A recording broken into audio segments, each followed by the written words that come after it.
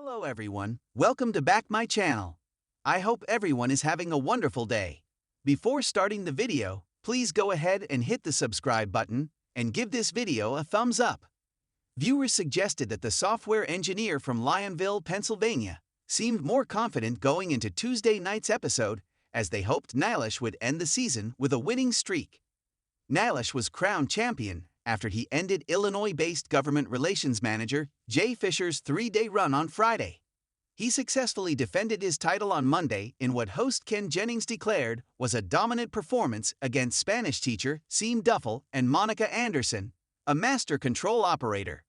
He knows a lot of stuff. One person praised his performance on the official Jeopardy Facebook page. Hope he continues to grow in confidence and self-assurance. Another wrote, I guess he got over those jitters, eh? A third fan predicted, Nailish seemed nervous for a while during Friday's episode before taking over that game.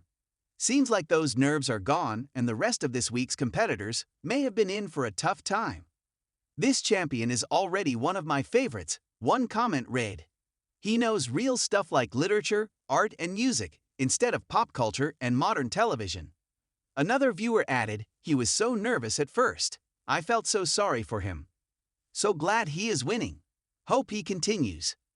Nailish narrowly clinched a third victory on Tuesday, after one of his challengers made a fatal error that cost her the game. Going into the game with $41,000, Nailish faced off against New York-based writer Lindsay Denninger and Michigan PhD student Tim Hurd last night. By the end of the Jeopardy round, Nailish had earned $6,600 and was trailing behind Lindsay with $9,600. Meanwhile, Tim's earnings totaled $3,600. After Lindsay incorrectly guessed the second daily double in the double Jeopardy round, Nailish was in the lead with $19,000. Lindsay had $13,000 and Tim, who only made $2,400, was eliminated from the game. The final Jeopardy category was revealed as historic spots, with oak coral being the right answer. While neither contestant got this one right, Lindsay dangerously wagered $8,000, which significantly diminished her odds of beating Nailish. In the end, he secured his third consecutive win despite dropping $7,001, bringing his total to $53,099 ahead of Wednesday's episode. Fans noticed that Lindsay had posed a real risk to Nailish's streak, with one Reddit user writing she could have won with a small wager. Lindsay, what was that wager? Asked another, commenting on a game thread. Despite that, I'd probably recommend her for a second chance, especially if Nailish goes on a long run. A third wondered, what was wrong with it? Her only win there was to bet very low, $1,000 or less. Then you're gambling on him getting it wrong and not betting zero. Is a $0 bet the suggested bet there? In response, one person explained, the leader nearly always bets to cover a double up by second place.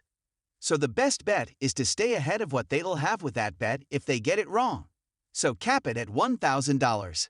That was a case where I think Lindsay forgot to ask herself, wait, what if we both miss? Another reflected on the episode. To be fair to her, it is very difficult to rationalize taking the game out of your own hands, even if, as in this case, or in certain three-way scenarios, it is perfectly logical if not the correct play. They continued. Nailish was playing lights out yesterday, and in spite of Lindsay's best effort, had a big lead today. Just not that big. The final episode of Jeopardy's ongoing season will end on Friday.